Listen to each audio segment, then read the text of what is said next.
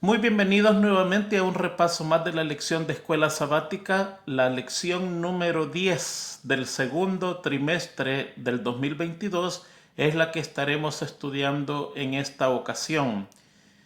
El título de la lección es Jacob Israel y el texto lo encontramos en el libro de Génesis capítulo 32 versículo 28, donde leemos de la siguiente manera: y el varón le dijo, no se dirá más tu nombre Jacob, sino Israel, porque has luchado con Dios y con los hombres y has vencido. Esta semana trae 5 temas muy importantes.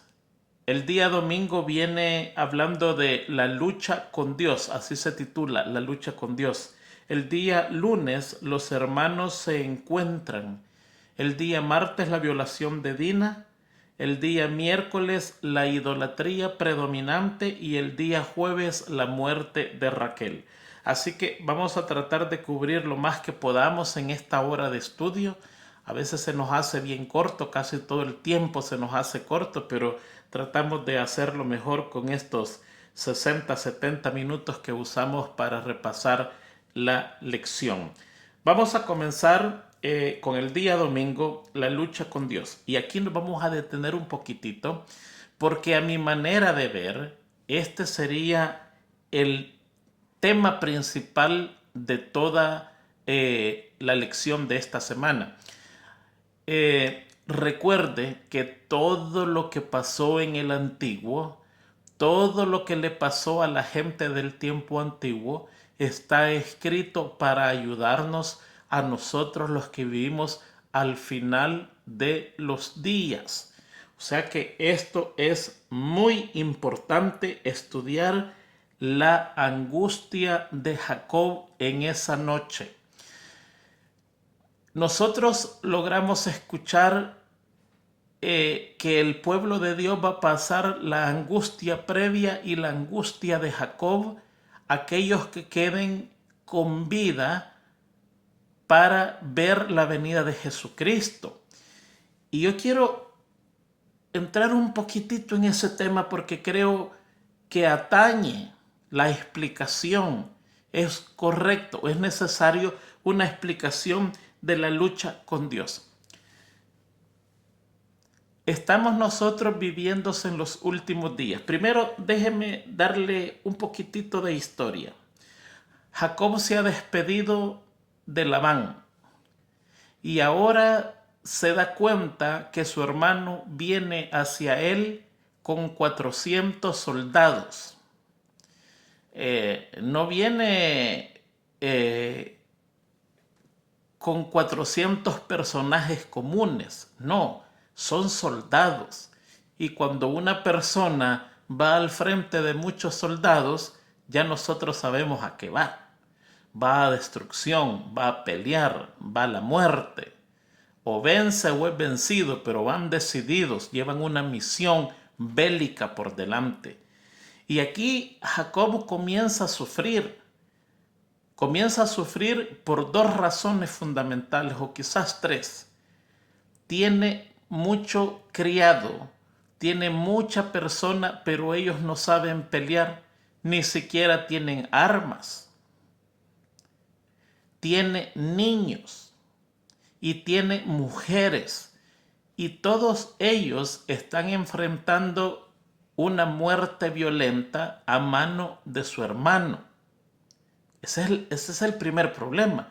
El segundo problema, que es el peor problema, es que tiene la conciencia mala, porque lo que le está pasando a él y lo que le va a pasar a toda la gente que está con él, y no solo a la gente, sino a los animales, que es enfrentar la muerte a manos de una persona irada, él está consciente que es culpa de él. Si no le hubiera robado la primogenitura a su hermano Esaú no hubiera estado enojado con él y no lo hubiera buscado para darle una bienvenida de esa manera. Pero debido a su mal proceder, ahí hay una persona que quiere ajustar cuentas con él. Y no es solamente con él, sino con todo lo que tiene. Y por eso él tiene dos sufrimientos. El primer sufrimiento es físico y el segundo sufrimiento es moral. Uno de ellos le afecta la vida y el otro le afecta la conciencia. Y allí él comienza a darse cuenta de su situación desesperada. Cuando aparece Jesucristo, él no lo sabe, nosotros sí lo sabemos.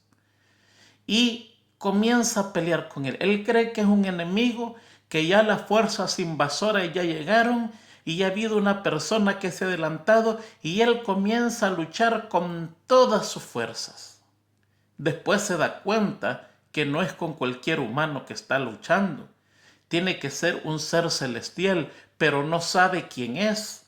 No sabe si es Dios, no sabe si es Jesucristo, no sabe si es un ángel, pero sí sabe que viene del cielo, porque él dice, ¿cuál es tu nombre? Y en medio de esa lucha, a él le importa algo, y es recibir la bendición, saber que está perdonado, saber que su pecado ya fue puesto en el olvido, y al automáticamente ponerse el pecado en el olvido y perdonarse, se recibe la bendición de Dios. Y eso es lo que él está interesado y al final lo consigue.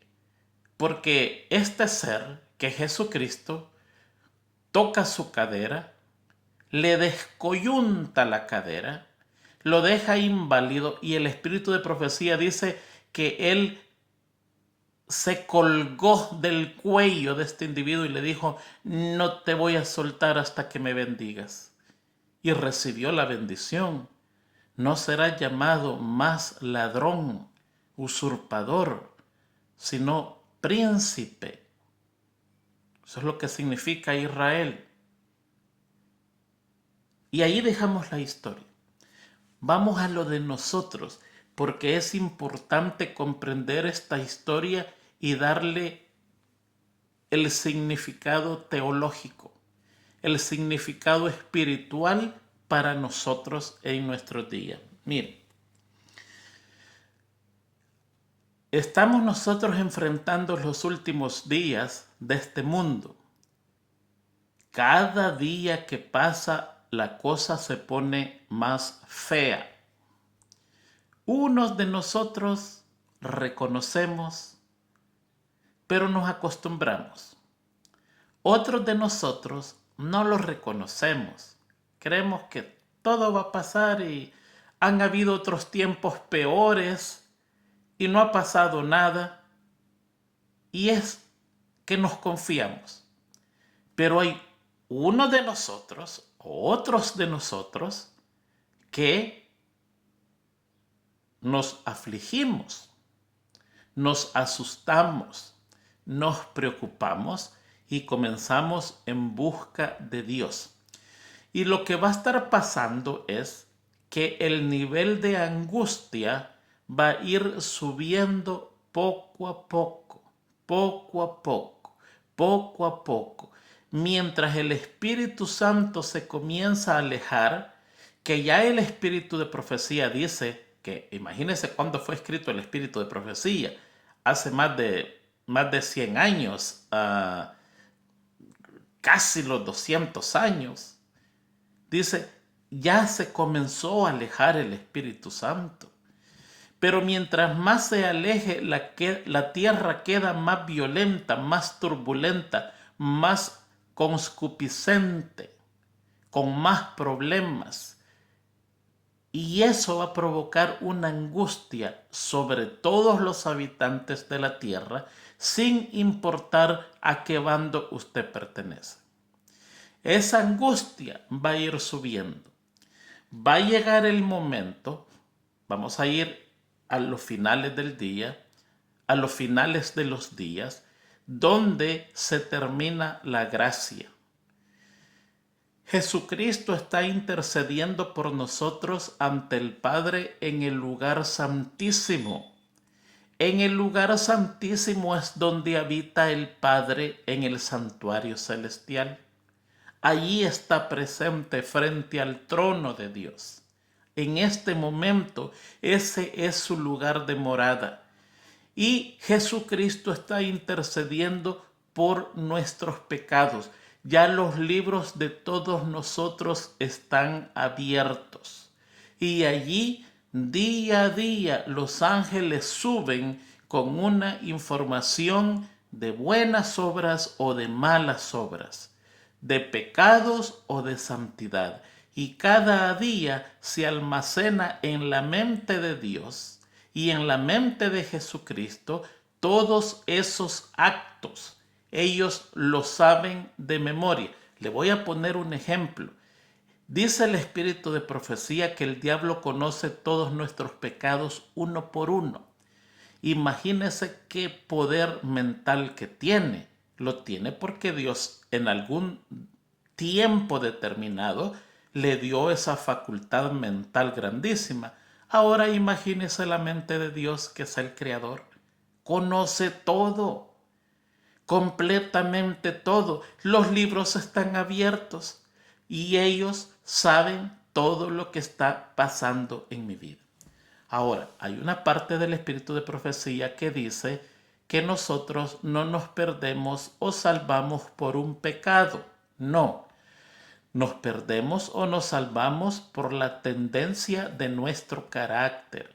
O sea, si yo tiendo al bien y estoy luchando y cada día voy donde el Señor que me dé fuerza porque quiero vencer este mal hábito, quiero vencer lo otro y cada día voy progresando en la santidad, esa es la señal que el cielo necesita ver para determinar mi salvación. Pero si mis días son de tendencia al mal, haciendo cosas equivocadas, hablando cosas equivocadas, viendo cosas equivocadas, con un espíritu equivocado, mi tendencia es al mal y eso va a ser señal rotunda para el cielo en la decisión de nuestra salvación o nuestra perdición. Entonces, el espíritu de profecía dice que nosotros nos salvamos o nos perdemos por la tendencia de nuestro carácter. Llega el momento en que los libros se cierran. Ya el Señor en su mente ya sabe inmediatamente, al mismo momento, quién está perdido y quién está salvado. Y el que está perdido queda puesto a perdición perpetua. Y el que está salvado queda sellado. Y estos que son sellados son los últimos que quedan con vida, los que van a ver a Jesucristo venir en gloria y atraviesan la angustia final que se le conoce como la angustia de Jacob. Y ahí es donde queremos explicar nosotros qué es la angustia de Jacob. Muchos de nosotros creemos que la angustia de Jacob es una lucha porque mis pecados sean perdonados. Vamos a confesar todos los pecados en esos días. No. ¿Por qué?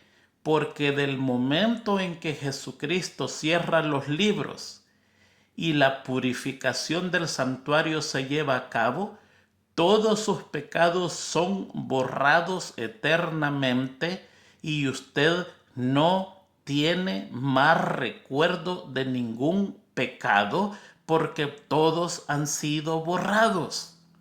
Por lo tanto, no hay una confesión de pecado. No, la confesión de pecados es ahora. El apartamiento del pecado es ahora. Cambiar esos malos hábitos es ahora. Cambiar ese orgullo es ahora. Es ahora. Después ya no. De nada va a servir. No hay intercesor en el lugar santísimo. Ya salió. La puerta se cerró.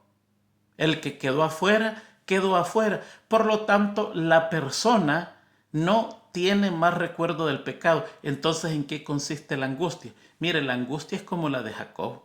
Primero es física. Hay una persecución de todo el mundo dirigido por demonios en contra de los hijos de Dios. Hay plagas que están cayendo. Hay un caos total en la tierra. El espiritismo se desbordó. El Espíritu Santo se fue y ahora el demonio toma rienda abierta del mundo y se personifica y comienzan a pasar las más grandes atrocidades y catástrofes en la tierra. Y entre una de ellas es la persecución física. Es tremendo. Pero también hay un sufrimiento moral. No como el de Jacob, porque él quería que sus pecados fueran confesados. No, los que queden al final de los días, sus pecados ya fueron perdonados. Eso es lo que quería Jacob, perdón, que sus pecados fueran perdonados. Y los que queden en los últimos días, sus pecados son perdonados. Entonces, ¿en qué consiste el sufrimiento moral? Consiste en indignación, dice el espíritu de profecía.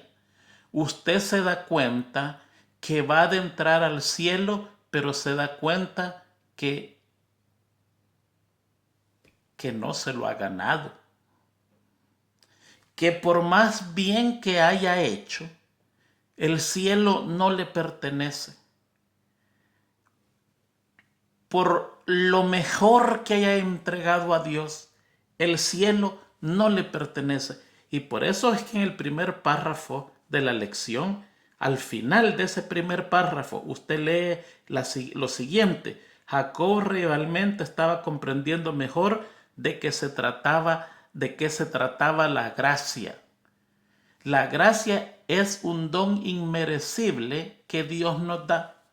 La salvación es un don inmerecible que Dios nos da, y este grupo de personas está sufriendo porque se da cuenta que va para el cielo y no se ha ganado el cielo, no se siente digna de entrar en el cielo. Mire, yo recibo mucha carta de muchos hermanos que me dicen: hermano Tony, entre más lucho para estar cerca de Jesucristo, más malo me veo, más pecador me descubro, más alejado de Él estoy. ¿Sabe cómo se llama eso? Indignación. Porque quiero estar cerca del Señor, quiero tanto parecerme a Él, quiero representarlo, que la gente diga: Él se ha estado con Cristo. Y mientras más lucho, más lejos estoy de Él y me doy cuenta que es imposible. Es como una desesperación espiritual. Bienaventurados los que tienen hambre y sed de justicia. Hay hambre y sed, una hambre y sed que no se alcanza sino más. Entonces dice: porque ellos serán saciados. En algún momento de la historia de la humanidad, esta gente que tiene hambre y sed de justicia va a ser saciada, pero tiene que tener hambre y sed de justicia. ¿Sabe cuál es el problema de nosotros los humanos? Es que estamos desganados de hambre y sed de justicia. No tenemos hambre. No nos importa, no le sentimos sabor. Vamos a la iglesia y cantamos viendo el techo y la boca se mueve. Es interesante cuando usted está al frente de la iglesia y ve a los hermanos cantar. Usted ve que los hermanos tienen la mirada puesta en otro lado y sus labios están balbuceando y constantemente equivocándose en lo que están cantando, porque es como que están tratando de recordar. No le sienten sabor a la predicación, no le sienten sabor al servicio, no le sienten sabor al estudio, no le sienten sabor a la oración, se le siente sabor al mundo. Tenemos que estar en las cosas del mundo, son deliciosas, nos tienen ocupados, nuestras fuerzas son para Él. Ese es el problema de nosotros. Todos los que tengamos ese problema no vamos a calificar. y que hay un grupo de gente que tiene tanta hambre y sed que reconoce que no son dignos de entrar al cielo. Y hay una angustia. Eso es la angustia de Jacob. Una persecución física que hay que huir con la muerte encima. Con la muerte encima, constantemente viendo la muerte que se apodera de nosotros y siendo liberados en el último momento. Una angustia. 400 soldados contra un grupo de personas desarmados. Angustia física y una angustia moral.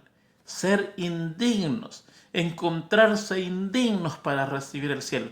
Yo no sé si usted alguna vez ha recibido algún regalo donde usted se siente indigno recibirlo. Algún premio donde usted dice, no sé, decirle gracias. ¿Por qué me lo dan a mí? Yo no he hecho nada por esto. Se siente indigno. Una de esas angustias va a ser eso, sentirse indigno de entrar al cielo cuando reconocemos que por lo mejor que hayamos hecho, no hemos hecho nada bien. Para eso es la gracia. La gracia es la que nos cubre nuestra indignación. Y por la gracia de Dios somos hechos aceptos ante el Padre por medio de la sangre de Jesús. Muy bien, yo creo que con eso hemos cubierto este día. Déjeme ver si dejo algo. No, creo que... Déjeme leerle solo un pedacito del espíritu de profecía. Se encuentra en el conflicto de los siglos.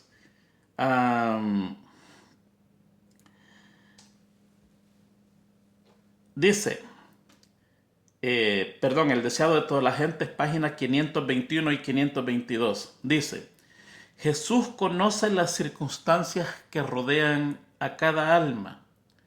Tú puedes decir, soy pecador, muy pecador. Puede serlo, pero cuanto peor seas, tanto más necesitas a Jesús. Él no se aparta de ninguno que llora contrito. No dice a nadie todo lo que podría revelar, pero ordena a toda alma temblorosa que cobre aliento. Perdonará libremente a todo aquel que acuda a Él en busca de perdón y de restauración. Fíjense que este tema, este párrafo que acabo de leer, donde dice que Dios no abandona a nadie, Jesús no abandona a nadie, no importa cómo nosotros seamos, nos ordena a que el alma temblorosa cobre aliento. Esa es una orden. Levántese. Le voy a contar rapidito. Mire, yo no sé si usted se acuerda que en diciembre, en el viaje de Navidad que hacemos con la familia, llegamos los 6 enfermos a nuestro destino de COVID. Fue una vacación fatal, fue fatalísima. El tercer día de esta enfermedad, yo tengo un problema en el corazón que me crea presión arterial. Mi corazón palpita fuerte. Toda la vida, desde pequeño que yo me acuerdo, yo me puedo escuchar mi corazón cuando estoy dormido. Y 1001 exámenes y sencillamente así es. Así es. Pero produce presión arterial, es muy fuerte el corazón. A las 5 de la tarde todos los días yo me tomo una pastilla.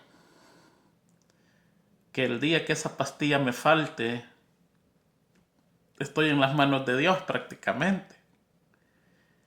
A las 10 de la mañana el corazón se me comenzó a acelerar.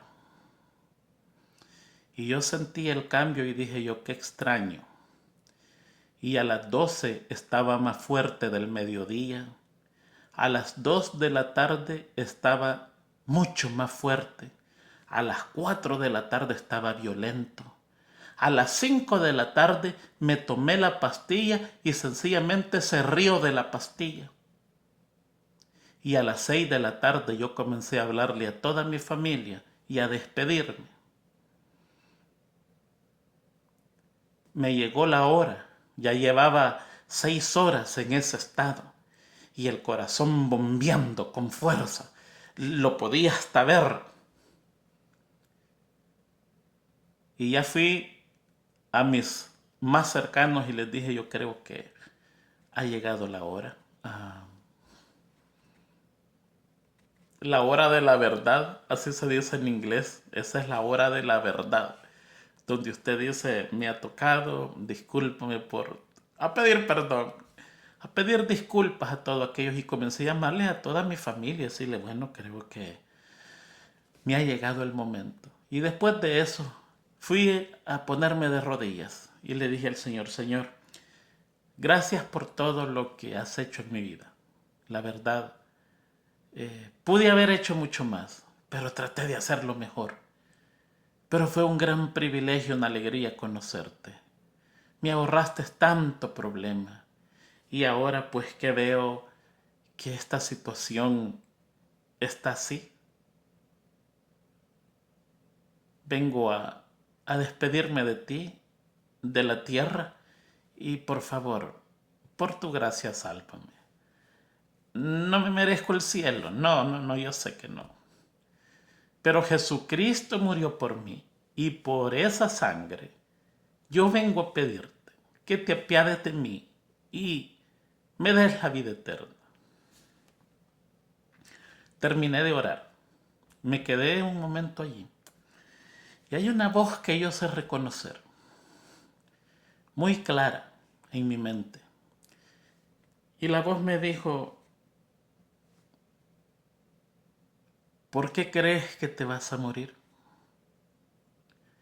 Este año te he dado tantas bendiciones.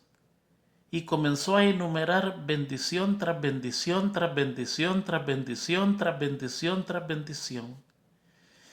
¿Y tú crees que te he dado esas bendiciones para que te mueras? No, te he dado esas bendiciones para que vivas. Levántese, camine. No tenía ni valor ni de dar 4 pasos porque el corazón se volvía peor.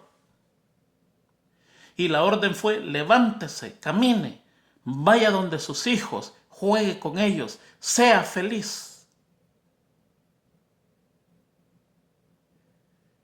Y en la angustia de aquel corazón acelerado, le dije al Señor, de verdad, si tú me lo ordenas, en tu nombre yo me voy a levantar. Qué momento de fe, qué momento de prueba. Saben, hermanos, le dije al Señor, aquí voy, tú me lo ordenas, yo lo hago. Y me levanté, comencé a caminar, me arreglé el cabello que estaba tirado todo el día, comencé a ir donde mis niños, encontré al primero, me puse a jugar con ellos e inmediatamente el corazón comenzó, yo lo escuchaba que estaba pum, pum, pum, y inmediatamente el corazón comenzó pum, pum, pum, pum, pum, pum, pum, pum, pum, pum, pum, pum.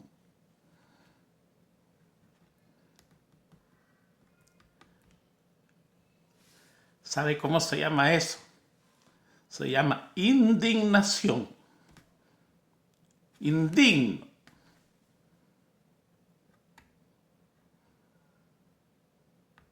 Indigno, totalmente indigno. Tanto amor, tanto cariño, tanto cuidado a una persona que no vale nada.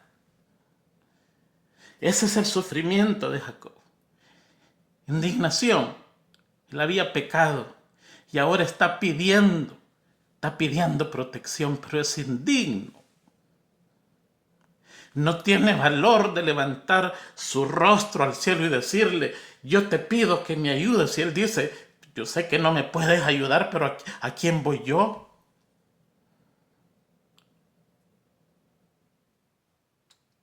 Yo he pecado. ¿Cómo tú me vas a ayudar si no tengo cara para pedirte ayuda? Pero vengo donde ti. Eso es lo que nosotros experimentaremos. A un Dios de amor, cuidando a alguien miserable, que no vale nada, que no ha hecho nada en la vida, que tiene reproches, tiene malas decisiones, tiene manchas en la vida, tiene pecados negros, oscuros y difíciles, tiene consecuencias graves, y a pesar de eso, Dios dice, te doy la vida eterna porque tú la pides y te aferras a la sangre de Jesús. Esa es la angustia de Jacob. Sentirse digno, cosa que no lo podemos sentir, porque no hay nada que hagamos que nos dé derecho para entrar al cielo. Nada, absolutamente nada.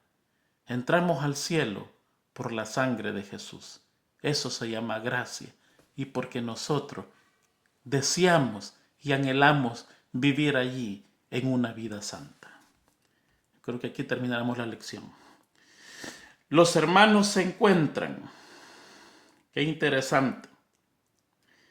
La historia de la redención, página 98, nos explica con detalles eso sin dar mucha explicación. Esaú marchaba entre tanto frente a un ejército contra Jacob, con el propósito de darle muerte.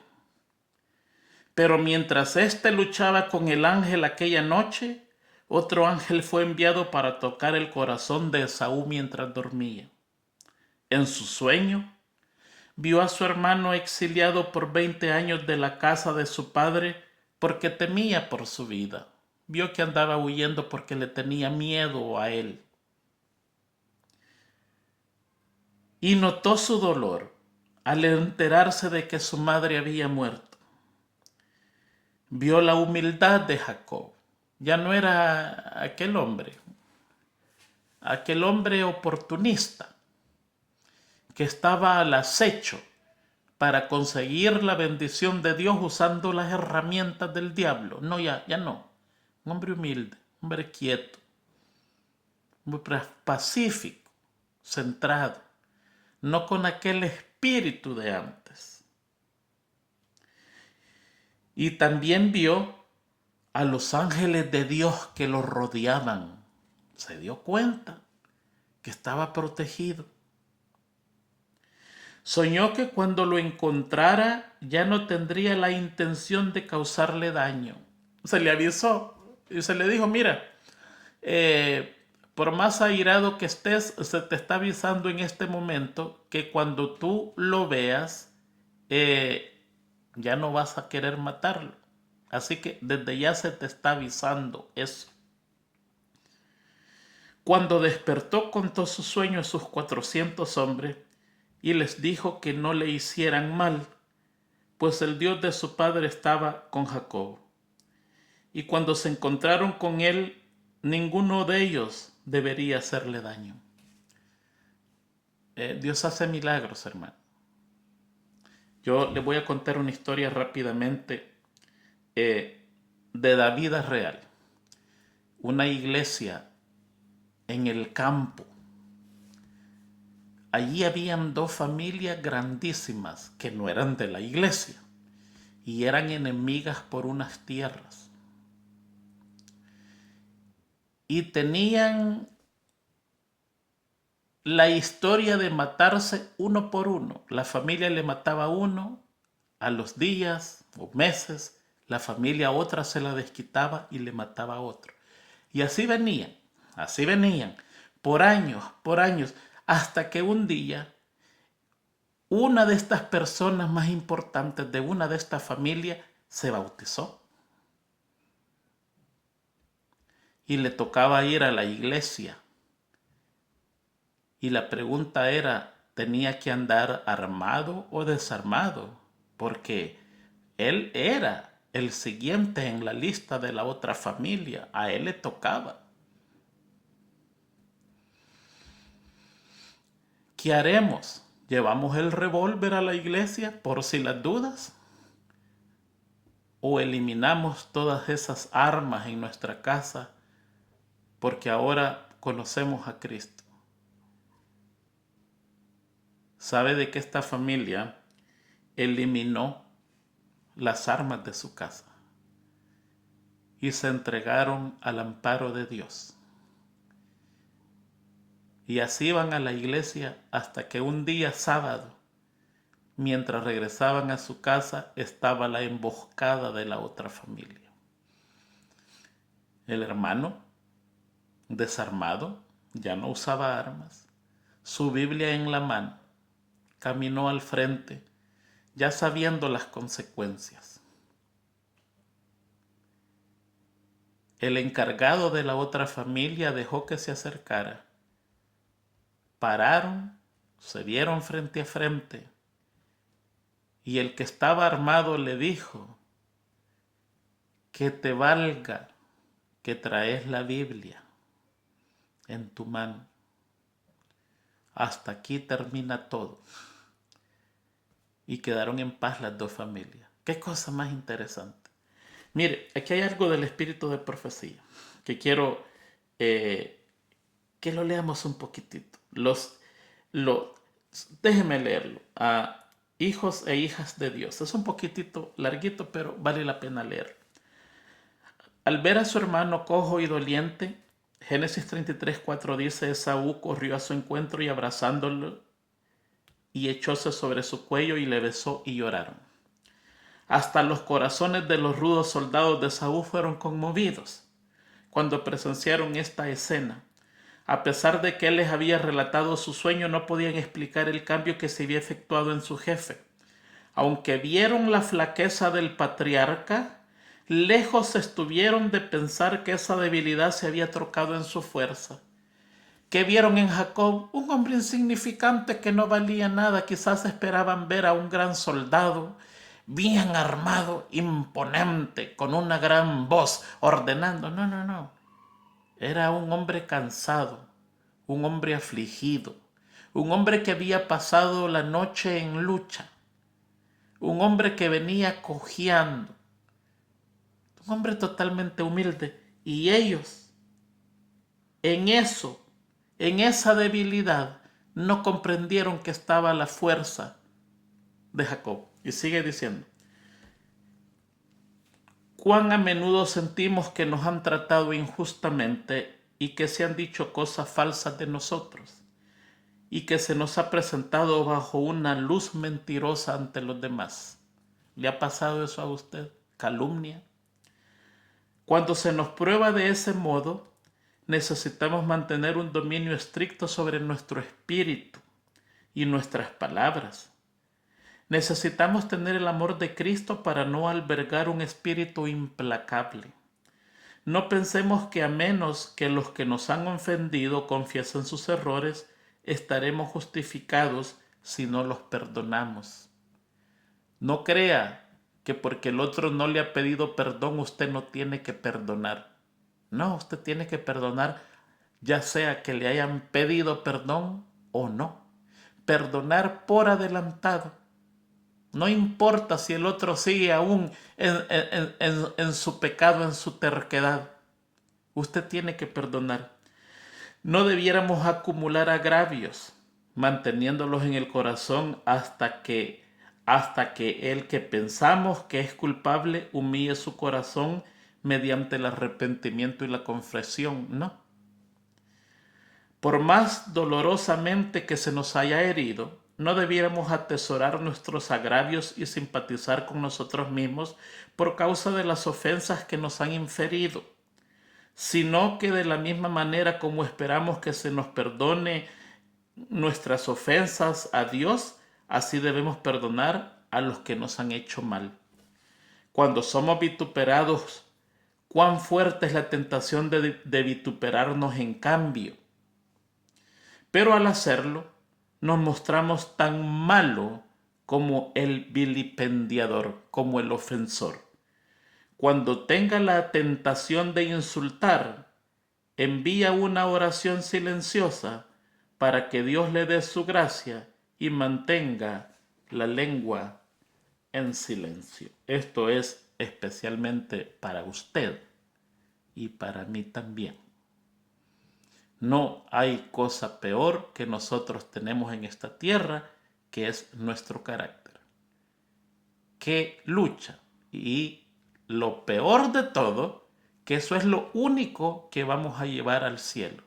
Y con un carácter malo, usted es candidato a que se le niegue la ciudadanía celestial. Y aquí vemos lo que tenemos que hacer en caso de ofensa. En la humildad de una persona está su fortaleza. Recuerde eso. En la humildad correcta, no en una humildad aparente. Hay muchos que son humildes aparentemente, pero detrás están tramando todo tipo de venganza y treta. No. Jesucristo dice: sed manso y humilde de corazón, no de lo exterior, sino de adentro del corazón. Muy bien, vamos a pasar rápidamente a los demás días. La violación de Dina. Qué tremendo problema acá. Dina comete un error de acuerdo al espíritu de profecía, es ir a ver las hijas de la tierra. El Génesis 34 dice 34:1, salió Dina, la hija de Lea, la cual ésta había dado a luz a Jacob, a ver a las hijas del país, y a ella que le interesaba andar en casa ajena. El espíritu de profecía le condena esta acción y como resultado fue violada. Y cuando se escucha la historia de esto, ahí hay dos protagonistas muy peligrosos, que son Simeón y Leví. Simeón y Leví dicen con engaño, fíjense bien, dicen con engaño, no podemos darle a... Siquem se enamora de la muchacha y dice: sí, yo cometí un error, discúlpenme, pero me voy a casar con ella. Vengo a pedirle la mano de su hija. Y ellos le engañan y le dicen: no, al menos que todos ustedes se circunciden. Y viene Siquem y su padre y convencen a toda la ciudad a que hagan la circuncisión, diciéndole que esta gente es una gente pacífica. Mire qué testimonio más terrible. Y al tercer día, en lo peor del dolor, estos dos vinieron. ¿Cómo usted se va a defender con dolor? Y peor ese tipo de dolor. Ustedes saben que a los niños se les hace la circuncisión y sencillamente se les hace la circuncisión recién nacido y les da de dormir. No se les da ni medicina para el dolor, absolutamente nada. Y sencillamente duermen. Eso no es el caso de una persona mayor, ¿no? Eso es una operación quirúrgica en esos días hechas con un pedernal. Qué violento, sin anestesia, sin nada. En verdad era un sacrificio.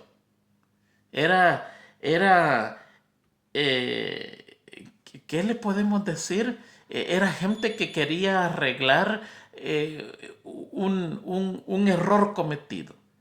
Pues Simeón y Leví, en lo peor del dolor, atacaron la ciudad, mataron a todo varón y saquearon la ciudad. Mire qué valor de estas dos personas. Por eso es que en la bendición que Jacob les da al final de Génesis, les da una maldición. Inspirado por el poder divino, los maldice. Dice: armas de iniquidad son sus armas. Mi consejo no entre con ellos, no puede estar con ellos. Los esparciré en Israel. Simeón fue esparcido, desapareció. Simeón participó también en el engaño de José. Él era el primer instigador. En este caso fue Simeón y Judá. Fíjense qué hermanitos, ¿ah? Eh, y Leví fue esparcido también, pero con bendición. Leví saldó su pecado en el becerro de oro, allí al pie del Sinaí. Esa fue la tribu que decidió no mezclarse en idolatría.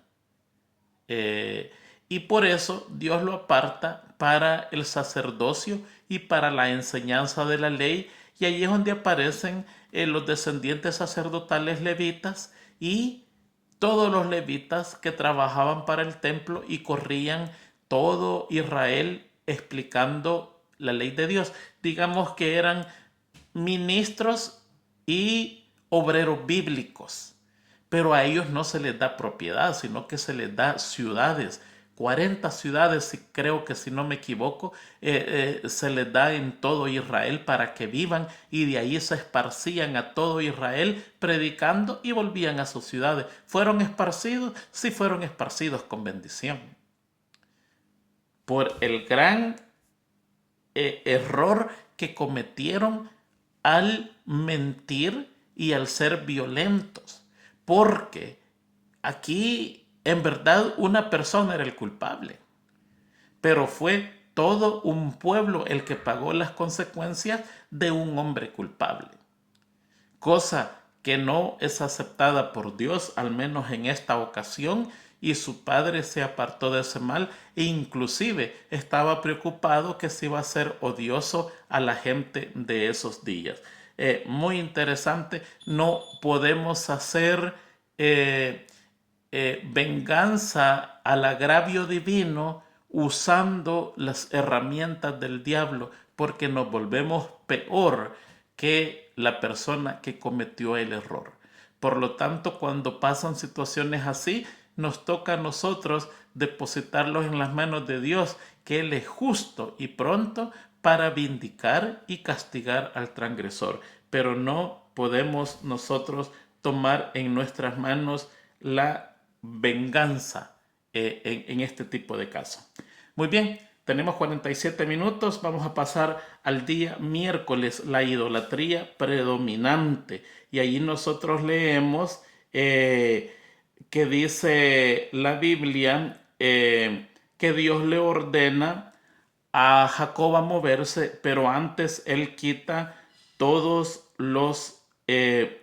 las joyas y los ídolos que esta gente tiene. Eso lo encontramos en el libro de Génesis 34 y vamos a leer una parte interesante y lo vamos a leer del espíritu de profecía en Spiritual Gift, tomo 3, página 136 y 137. Dice allí, Jacob recomendó a todos los que estaban en su campamento, ahí está la parte de la Biblia, quitad los dioses ajenos que hay entre vosotros y limpiaos y mudad vuestros vestidos y levantémonos y subamos a Betel y haré allí altar al Dios que me respondió en el día de mi angustia y ha sido conmigo en el camino que he andado. Así dieron a Jacob todos los dioses ajenos que habían en poder de ellos y los zarcillos que estaban en sus orejas. Y Jacob los escondió debajo de una encina que estaba junto a Siquem. Y el espíritu de profecía agrega, y la familia de Jacob ya nunca los encontró. O sea que los escondió no temporalmente, sino que los escondió perpetuamente. Fíjense, sigue leyendo eso, sigue la lectura. Jacob fue humillado y requirió que su familia se humillara y se despojara de todos sus adornos, pues él iba a hacer expiación por los pecados de ellos, ofreciendo un sacrificio a Dios para que él les concediera su favor y no quedaran abandonados para ser destruidos por otras naciones. Dios aceptó los esfuerzos de Jacob para quitar el mal de su familia, se le apareció, lo bendijo y renovó la promesa que le había hecho, porque el temor de Dios estaba delante de él. Aquí solo queremos acotar un poquitito. Nuestra iglesia tiene como norma no usar ningún tipo de joya. Ningún tipo de joya.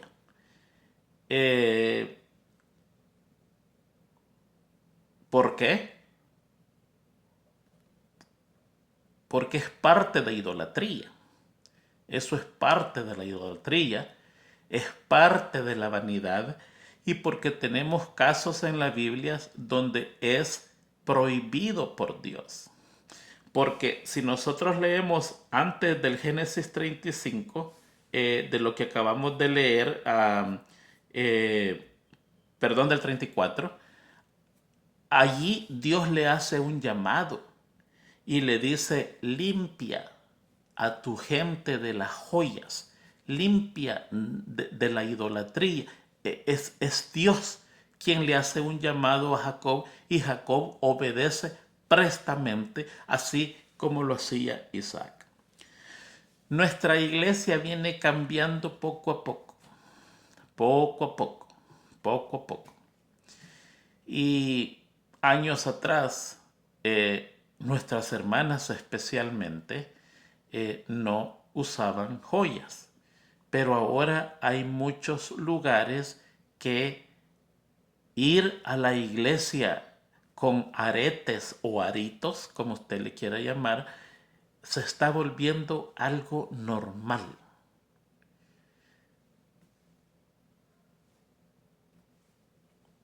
¿Qué le podemos decir a estas personas? Prácticamente nada. Muchas de ellas, casi el 100%, no ignoran eso. Lo que pasa es que no hay un cambio en el corazón, y hay una urgencia y necesidad de parecerse al mundo. Y es triste, porque hay muchas que en la iglesia no lo usan, pero en la vida normal lo usan. Y encontramos aquí que Dios bendice a este pueblo, a esta familia, cuando hace ese cambio. Posiblemente usted pueda ser bendecida si se deshace de todo lo que tiene allí. No hay necesidad de tenerlo alzado temporalmente, porque tarde o temprano lo va a volver a usar. Aquí encontramos nosotros algo interesante de lo que hace Jacob. Y él dice, el espíritu de profecía dice: y la familia de Jacob ya nunca los encontró. Hay muchas hermanas en nuestra iglesia que defienden eso. Dicen: no, es una cosa es joya y otra cosa es adorno. ¿Y qué les podemos decir nosotros?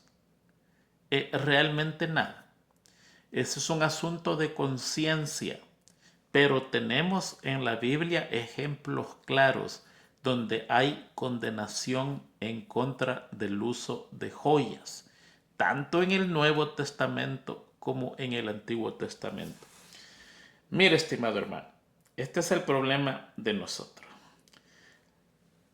Nosotros somos la iglesia de la Odisea, y no somos ni frío ni caliente, somos tibios, tibiecitos.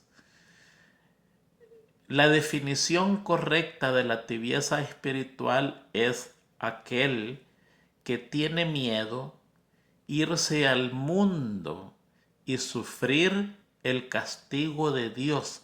Tiene miedo de declararse pagano y decir: no me importa, Dios. Tiembla. ¿Sabe por qué tiembla? Porque conoce con detalles los juicios de Dios. Vivimos en una iglesia que está siendo juzgada, y conocemos los juicios de Dios como son de serio, Y eso de recibir la ira de Dios derramado en su cáliz, en su pureza, eso no lo queremos saber. No, no, no. Yo soy adventista del séptimo día. No, voy a la iglesia. Yo guardo el sábado, ¿ah? ¿Ve? ¿Se da cuenta? Estoy haciendo mi parte. Porque yo encontrarme en los perdidos, no, no, no, eso me da terror. Pero al mismo tiempo, no se compromete con la iglesia.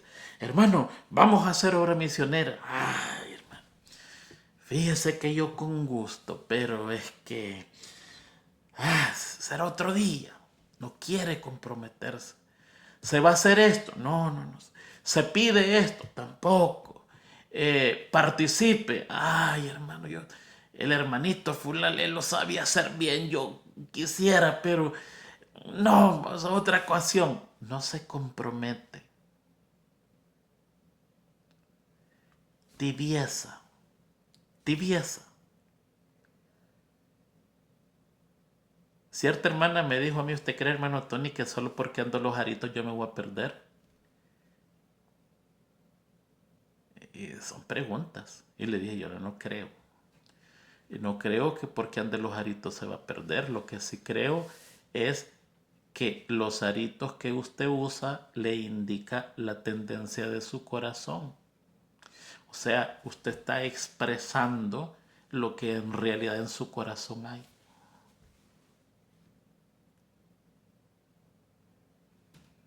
Hay vanidad, hay orgullo, hay esa cosa de parecerse al mundo. Cuando Dios nos ordena que nos parezcamos a Jesús, Jesús es sin aritos, sin cadenas, sin pulseras, sin anillos. Al final nosotros nos vamos a perder no por pecados garrafales, no por un pecado seriosísimo, sino por pecados leves, tibiecitos, que parecen que no hacen daño. No, no, no, esa es una pequeñita cosita, ¿sí? No, no molesta, esto no molesta. Pero esa es la demostración, son los frutos que tenemos como resultado de lo que somos por dentro, de lo que hay en el corazón. Mira, hay varios termómetros que Dios ha dejado para nosotros. Un termómetro quiere saber lo que tiene en el corazón. Fíjese cómo se vista y fíjese lo que usted habla. Los frutos suyos. De la abundancia del corazón habla la boca, por sus frutos los conoceréis. Si usted pasa hablando de Dios y de su amor, es que Dios vive en su corazón. Si usted pasa hablando de la telenovela y que fulanita, si pasa en chismes y todo eso, es porque Dios no vive en su corazón. Si su vestido es medio extraño y sus atuendos son medios extraños, ¿vive Dios en su corazón cuando Él ordena la castidad, la decencia y la humildad de la mujer? Tenemos termómetros donde no nos podemos equivocar. ¿Quiere que le dé otro termómetro? ¿Qué fácil para usted va a ser recibir la marca de la bestia? ¿O qué difícil? ¿Sabe cuál es el termómetro? ¿Cómo usted guarda el sábado? Si usted es una persona meticulosa, cuidadosa en no ofender a Dios en el día de sábado, antes que el sol se ponga, usted está cuidando ya porque viene un día especial y el sol se ha puesto y usted sigue con aquella dulzura y no comete agravio, ni pecado, ni crimen en día sábado, va a ser difícil que reciba la marca de la bestia. Pero si una persona descuidada que en sábado hace y deshace, va, habla, compra, vende, plancha, cocina y como que fuera otro día, usted es candidato seguro. Y así hay 4, 5, 6 termómetros. Lástima que no estamos hablando de ello. Y las joyas es parte de los frutos que usted tiene por la realidad que hay dentro de usted. Aparte de eso hay una bendición. Así que yo creo que ese no es su problema. Pero si usted tiene ese problema, se le invita a que revise su corazón. Porque lo de afuera es el resultado de lo que usted tiene adentro. Y que limpie su corazón para que haya una bendición. Muy bien, vamos a pasar al día jueves. Ya no, se nos acabó el tiempo. Aquí en el día jueves está la muerte de Raquel. La mujer amada se muere rápido. No vivió mucho tiempo comparado a Lea. Y aquí en este caso pasan tres cosas tristes, pudiéramos decir. ¿Okay? Tres sucesos. Nace el último niño de Jacob, que es Benjamín. Ese es el más chiquito. El más chiquito. Raquel muere con la tenida de este niño. Y Rubén, el primogénito, se acuesta con Lea, la sirvienta de Raquel. La Biblia no registra qué es lo que hizo Jacob, ni el espíritu de profecía que ellos sepan. ¿Ve?